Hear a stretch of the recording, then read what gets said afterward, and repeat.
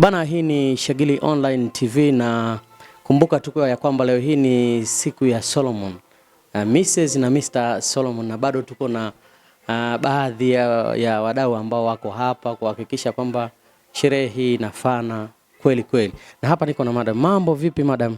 Poa. Unaitwa nani? Naitwa Dina. Dina, mbona umepoa sana jamani, shida nini? Nina furaha sana. Wewe na bwana harusi na bi harusi ni mtu na nani yake? Mimi ni shemeji wa bwana harusi, lakini pia ni dada wa bibi harusi. Maandalizi yakoje? Tumemwona leo bi harusi ulikuwa unafanya naye mahojiano hapa. Ukimwangalia maandalizi yake yakoje leo hii kuelekea siku yake? Maandalizi yako mazuri, tayari ameshamaliza masuala ya saluni, imebaki tu avae ili tuweze kwa ibada ya ndoa kanisani. Okay. Kwenye mimi nisiseme sana kwenye ibada, nasemea kwenye watu ukumbini. Tunatarajia kuwa na kama watu wangapi, labda makisio ya madogo? Watu wamejipanga, watu ni wengi.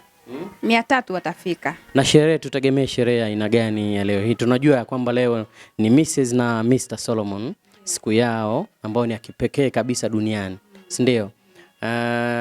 Pengine rangi za ukumbini, kwa mtu ambaye anakuangalia sasa hivi kupitia Shagili Online TV, angetaka kufahamu zaidi, labda kuna rangi zozote ambazo mmezipangilia za ukumbini? Rangi zipo. Ni rangi zipi ambazo zina kipaumbele zaidi? Kutakuwa na peach, kutakuwa na white, kutakuwa na rangi ni nyingi kwa kweli. Rangi ni nyingi. Okay. Wewe na bi harusi wewe ni mtu wangapi kuzaliwa kwake? Mimi ni wa 4. Okay. Tunataka tufahamu tabia za bi harusi zikoje. Yaani bi harusi mimi nilivyomwangalia asubuhi toka akiwa anapambwa saluni anaonekana ni mtu mpole. Sijajua sasa kwa upande wako jinsi unavyomfahamu ni mtu wa namna gani? Bi harusi ni mpole sana. Kusema ukweli, nikitoka mimi kuzaliwa anafuata bi harusi. Ni mdogo wangu, ni mpole, anapenda sana kuimba. Anapenda kuimba nyimbo za dini, anampenda sana Mungu. Ndio tabia zake. Okay. Na pengine swali la kizushi. Umeshaolewa? Ndio. Una watoto ngapi? 1. Okay. Na najua bi harusi mara nyingi sana amekaa na wewe na najua vitu vingi sana umemshauri.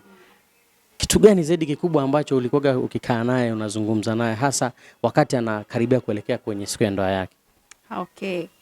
Nilichomshauri, nilimwambia ampende sana mume wake. Maana hakuna mume mwingine. Pale wanapounganishwa tayari ameshaanzisha mkataba mpya usiovunjwa na mtu yeyote. Lakini pia niliendelea kumshauri aendelee kumtumainia Mungu, ndiye atakayejenga hiyo ndoa yao jinsi itakavyokuwa ya furaha na amani. Okay, majina yako tafadhali tena? Naitwa Dina Rioba Mwikwabe.